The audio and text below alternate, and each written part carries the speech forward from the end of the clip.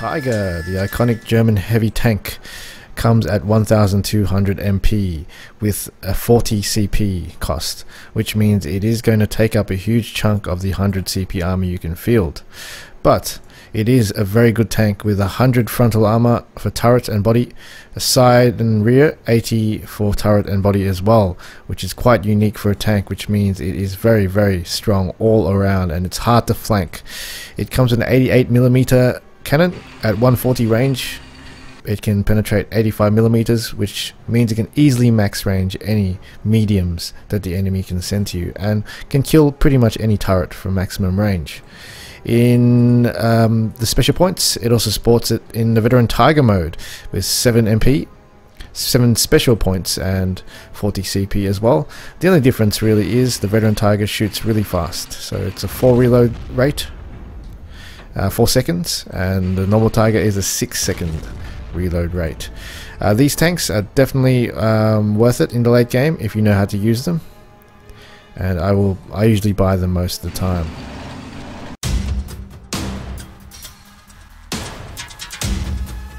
Knowing when to get a Tiger is very important, as it is very expensive at 1200 MP and for the veteran sort 7 special points. The simple decision is, if they can afford a heavier tank than you, such as a Pershing or IS-2, do not buy a Tiger. Especially if they have one on the field, do not get the Tiger. There's ways you can know this if they don't have it yet. Basically, if you pressure them enough with infantry at the start, it'd be very hard pressed for the USA team to afford such an expensive Pershing. Also, if you've killed a heavy tank or Pershing with the infantry or another vehicle, you know that they can't afford it, and that's the situation where I'll get a Tiger. Basically, the 1200 MP one is one I don't usually buy, the normal Tiger. The reason for this is the reload rate. I don't really like it compared to the Veteran Tiger. The second reason is it's expensive in MP, where I prefer to use the MP on infantry, because that's a big chunk. And the Veteran Tiger is one of the tanks, or sorry, the normal Tiger is one of the tanks that can be wasted if the enemy has a very heavy tank like a Pershing. But that being said, if they can't afford any of these, you should get a Tiger, because it is basically king of the field, because it's really an unflankable tank if you know what you're doing. It's very tough all around. You can take out anything below it very easily without much risk, such as a 76 Sherman, any T-34, T-34 85s, anything like that will struggle to take out your Tiger if you control it well. So just watch out for the heavies, make sure that they can't afford a heavy. Keep an eye out what the enemy buys. So if they buy something expensive, you know they can't afford a Pershing. So a bit of card counting as well is needed. So buy a Tiger if you have the MP and they don't have the MP for a heavy tank. And the Veteran Tiger, it's a kind of a strategic choice at the start, so you can't really change your mind. But if you buy a Veteran Tiger, I'd recommend you pressuring the enemy a lot in the game so they can't go the Pershing.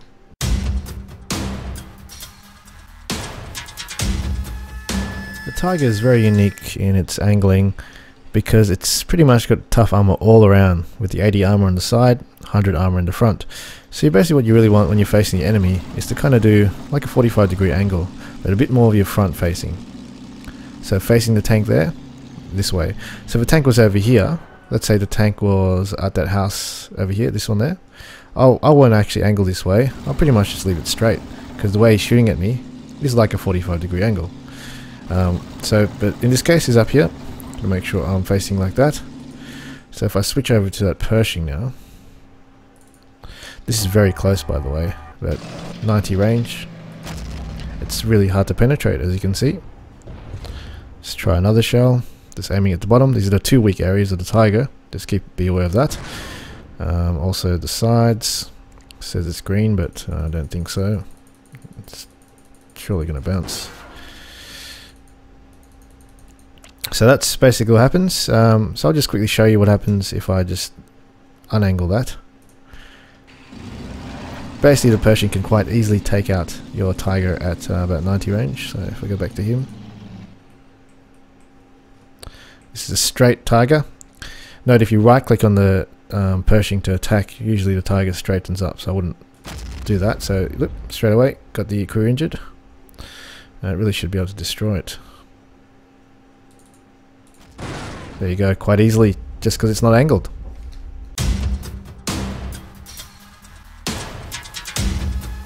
Your Tiger can take out any sort of medium tank the enemy can field very easily.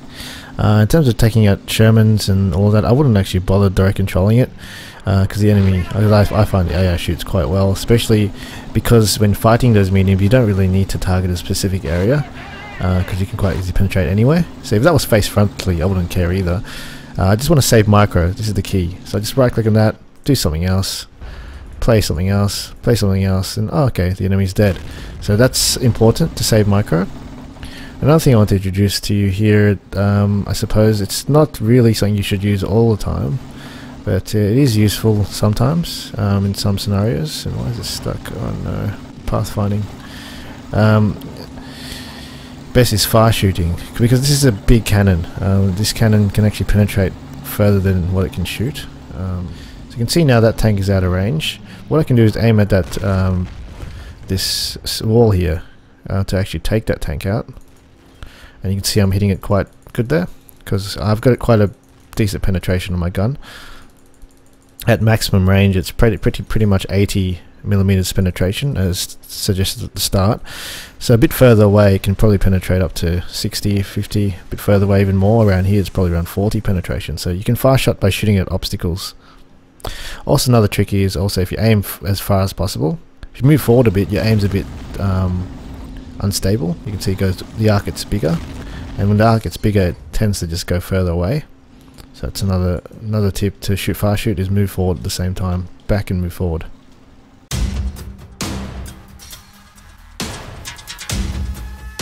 In the event you do get stuck in a duel with a Pershing at maximum range, just make sure you angle correctly. And let's say you're stuck here, you got tracked. Pretend I'm tracked now.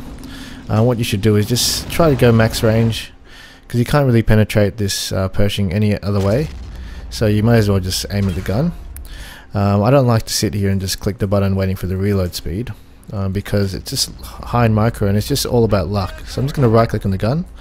Then what I'll do is I'll just go somewhere else, control another unit, play another game, because this is going to struggle to penetrate me at maximum range too, because I do have it angled quite nicely. So then I'll just do something else, and hopefully I come back, it's dead. If not, then I'll just basically keep shooting.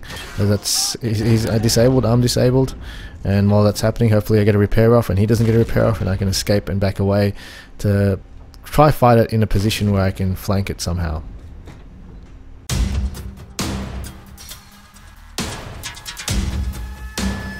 In situations where you find yourself up against a heavier tank such as the Pershing at long range, you do want to make sure you can track it and fall back slowly. And once you track it, you can go around to a different angle, then shoot it from the side. The Pershing and the IS-2s, the heavies, basically have a lot weaker sides. So what I can do now, once I'm out of range, I can just turn around here. It's a very slow process. Go through the side, which is a fast forward button here, and then take it out, or push up from the side, or even load an APC round shot to get closer, and then take it out that way. So it's a bit of a 50-50 play here, and there you go.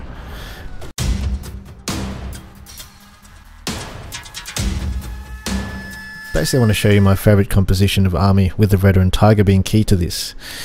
Usually a lot of games when I have the Veteran Tiger or the Tiger, it's when the enemy doesn't have anything that can take it out. It basically has to avoid it. And because of this, I can buy a Lux, like an infantry killer with a 20mm, and it can be safe because this is protecting it. So with the Veteran Tiger or the Tiger, it costs 40 CP, so you can't really field such a big army. You can only have one squad, and possibly a Luke and the Veteran Tiger. But the thing is, you don't really need a lot of infantry or a lot of units, because you have the Lukes, which basically can kill all the infantry, while this small squad just spots for this Luke and captures the flag. And this Veteran Tiger will basically make anything to counter the Luke, I suppose, a waste of money eventually. If it manages to take the Luke, it's going to die, and you just buy another one of these. So this is just my favourite composition with this army.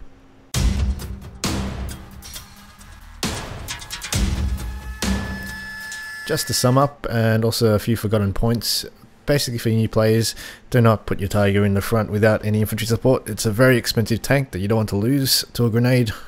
Also, it is susceptible to 80 bazooka shots, so a rocket from 80 infantry can take it out.